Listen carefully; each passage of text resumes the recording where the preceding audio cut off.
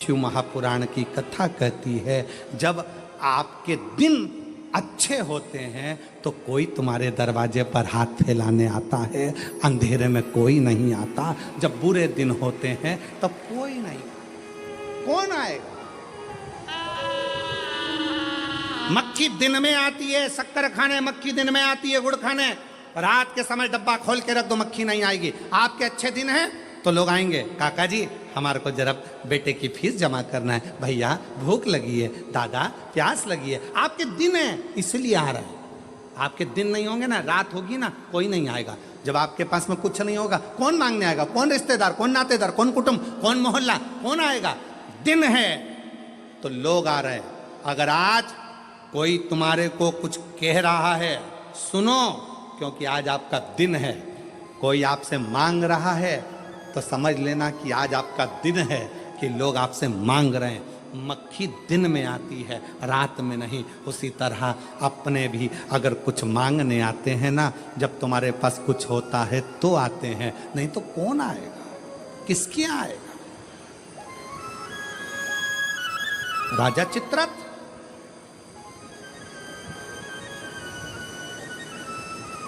और राजा चित्ररथ ने हाथ जोड़कर प्रार्थना करी, मेरी गति सुधार। गति गलती हो गई, इस गलती को कैसे सुधारें? कहा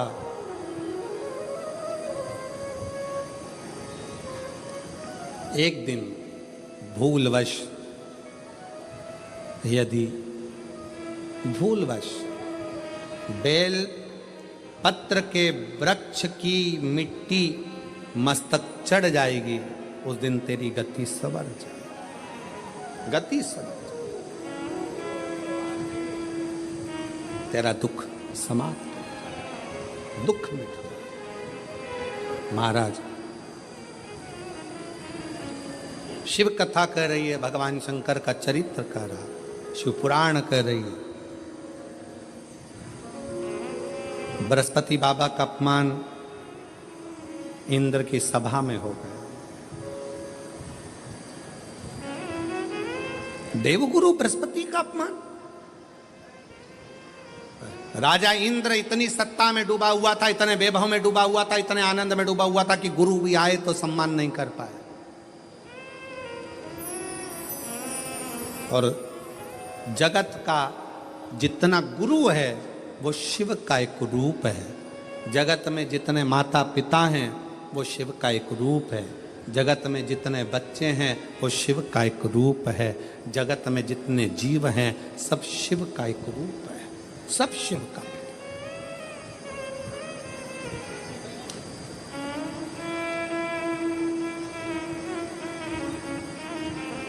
देवगुरु बृहस्पति जी का अपमान हो गया, चलेगा। विश्वरूप जी को गुरु बना लिया इंद्र। तीन मुख, तीनों से भाग देना। क्रोध आ गया इंद्र को, तलवार उठाकर इंद्र ने विश्वरूप जी का सिर काट दिया। ब्राह्मण हत्या जब माथे चढ़ी तो कमल की डंडी के अंदर जाकर छुप गए। कमल की डंडी के अंदर इंद्र छुपे। देव ऋषि नारद जी ने आकर देखा कि इंद्र तो कमल की डंडी के अंदर छुपे हैं, तो कहा, अरे इंद्र कब तक छुपे रहोगे? यह ब्राह्मण हत्या पीछा छोड़ने वाली नहीं है, इसलिए इसको बांट दो, इस ब्राह्मण हत्या को बांट दिया जाए।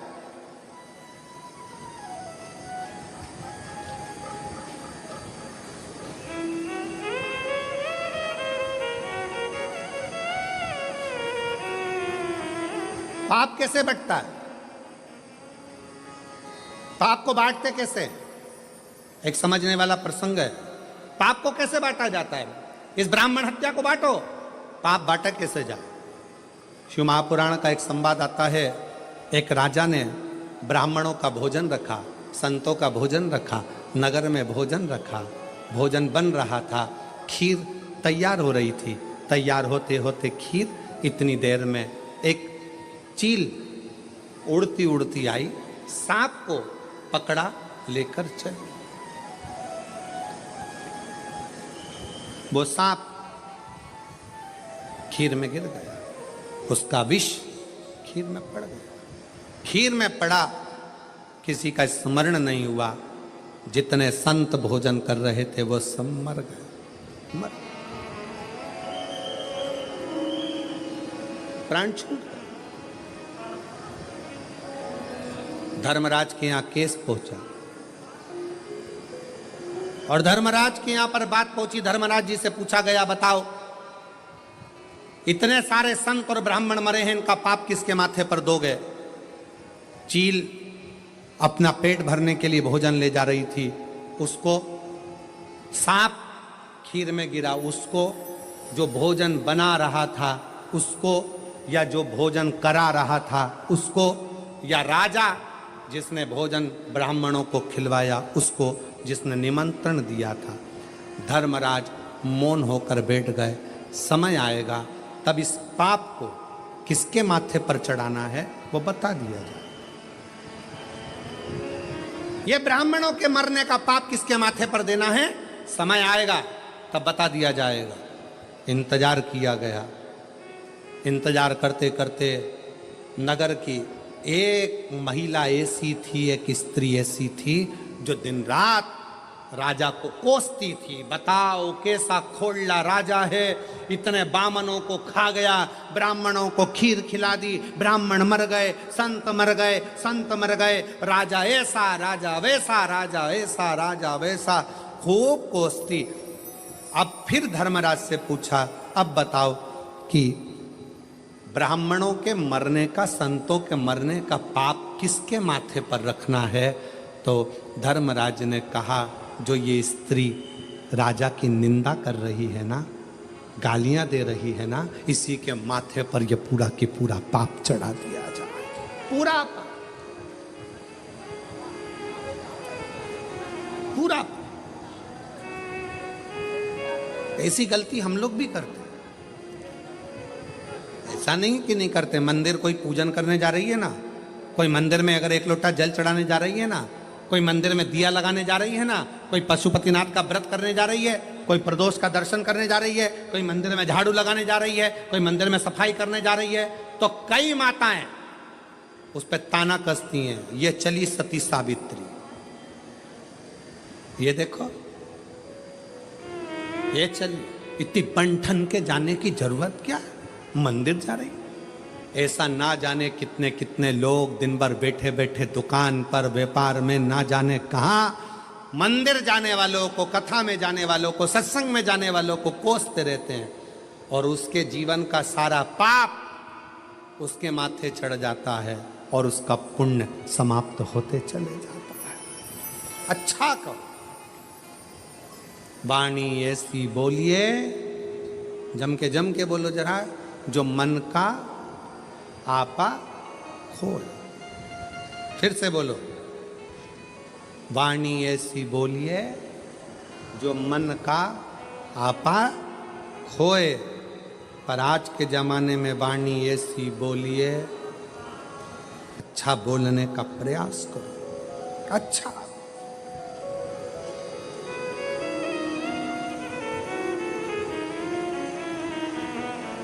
इंद्र पूछ रहे हैं भगवान नारद जी से, बताओ इस ब्राह्मण हत्या को कहां बांटा जाए, इस ब्राह्मण की हत्या को कहां बांटे? उत्तर दो।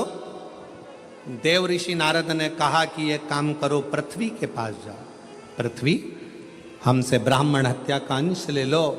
पृथ्वी ने ब्राह्मण हत्या का अंश लिया तो पृथ्वी का बंजर भाग ब्राह्मण हत्या का अंश है। पृथ्वी पर जो वृक्ष लगते हैं, वृक्ष में जो गोंद लगती है वो ब्राह्मण हत्या का अंश है।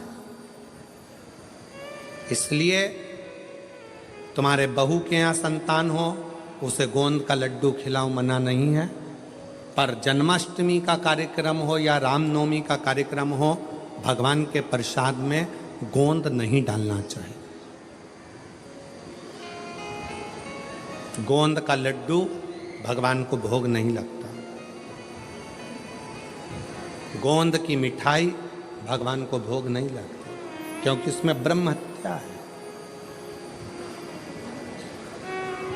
फिर कहा इस ब्राह्मण हत्या को मैं कहाँ दूं? तो नारद जी ने कहा जल को दो। जल नारायण ने हाथ जोड़कर पूछा क्या बात है इंद्रदेव? इंद्रदेव कहते हैं ब्राह्मण हत्या लीजिए, हम आपको कल कल करते बहाते रहेंगे। जल देव ने ब्राह्मण हत्या ले ली। जल के ऊपर का फेन ब्राह्मण हत्या का अंश। सनातन हिंदू धर्म में एक नियम पहले से चला आ रहा है, लोग उसको समझते नहीं है कि हमारे यहाँ अगर कोई संत, कोई गुरु, कोई ब्राह्मण, कोई साधु, सन्यासी, तपस्वी, साधक, उपासक जब भोजन करने के लिए आते हैं, सबसे पहले भोजन की थाली रखने से पहले पानी का गिलास भरा जाता है। क्यों भरते हैं? अगर पानी के गिलास में बुलबुला रह गया, पानी के गिलास में अगर पानी का फेन रह गया, पानी का एक बुलबुला भी अगर पानी के गिलास में रह गया, जब तक भोजन आएगा तब तक ये पानी का बुलबुला समाप्त हो जाएगा, तो भोजन करने वाले को ब्रह्म हत्या का दोष नहीं लगेगा। इसलिए जल के ऊपर जो बुलबुला होता है, जल के ऊपर जो फेन होता है, जल के ऊपर जो फेन रहता है, ये ब्रह्म हत्या का दोष है, ब्रह्म हत्या। फिर तीसरा अग्नि को दिया, हे अग्निदेव आप हमसे ब्राह्मण हत्या का दोष ले लो। अग्नि ने पूछा क्यों? तो कहा हम आपको निरंतर प्रज्वलित रखेंगे। अग्नि ने ब्राह्मण हत्या का अंश लिया। अग्नि की जो नीली लपट रहती है, अग्नि की जो पीली लपट है, पीले कलर की जो लो है, वो देव भाग है। और यज्ञ करते समय जब ब्राह्मण यज्ञ करवाते हैं, प्राण प्रतिष्ठा करवाते हैं, बड़े बड़े हवन करवाते हैं, तो आपने ब्राह्मणों को देखा होगा आहुतियाँ छोड़वाते हैं। आहुतियाँ छोड़ते समय ओम ब्रह्मवे स्वाहा, नारायणाय स्वाहा, स्वाहा स्वाहा स्वाहा, इतने लोग जब आहुतियाँ देते हैं तो अग्नि की लपट बहुत ऊंची जाती है। जैसे ही अग्नि की लपट ऊंची जाती है, चतुर विद्वान अपने पास में दूध दही मिलाकर रखता है, उसमें से एक लोटा भरता है और यज्ञ अग्नि में डाल देता है। हवन करने वालों को खुशी क्या होती है कि इतनी तेज आंच हो गई, पर ब्राह्मण देखता है, विद्वान देखता है, आगे अगर ज्यादा ऊंची जाएगी उसमें नीली लपट आ जाएगी, नीली लपट आ गई तो उसमें ब्राह्मण हत्या लग जाएगी, यज्ञ खंडित हो जाएगा। यज्ञ करता ब्राह्मण ये देखता है अगर इसमें नीली लपट आ गई तो हमारी प्राण प्रतिष्ठा, हमारा यज्ञ, हमारा अनुष्ठान खंडित हो जाएगा। इसलिए आहुति देते समय ब्राह्मण अग्नि पर ध्यान देता है। आग ज्यादा ऊंची हुई, उसने तुरंत एक लोटा दूध दही भरा और यज्ञ कुंड में डाल दिया, जिससे आग नीची हो जाए, अग्नि नीची हो जाए। अग्नि जैसे ही बढ़ेगी तो उसमें पीली लपट की जगह ऊपर नीली लपट आ जाएगी, और नीली लपट आई कि उसमें ब्राह्मण हत्या लग गई, और ब्राह्मण हत्या लगी कि वो यज्ञ खंडित हो गया, उस यज्ञ का प्रमाण ही नहीं रहा।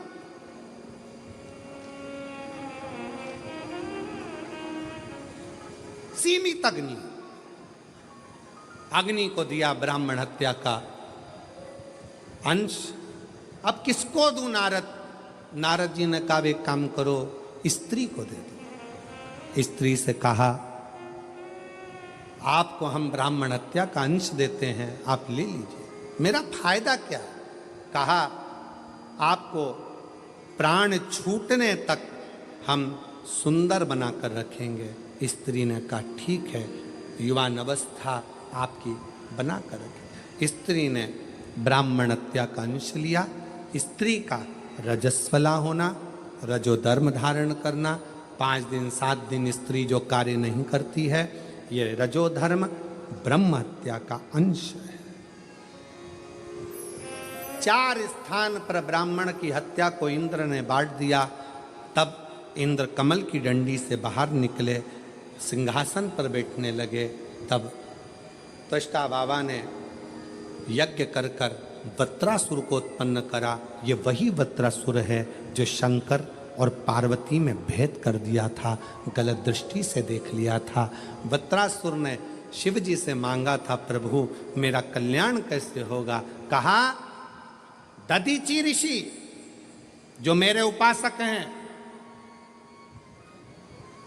जिनका बेटा पिपलाद जनमानस का कल्याण करेगा, वो दधीची ऋषि मेरे सिवा किसी को नहीं भजें। उन दधीची ऋषि की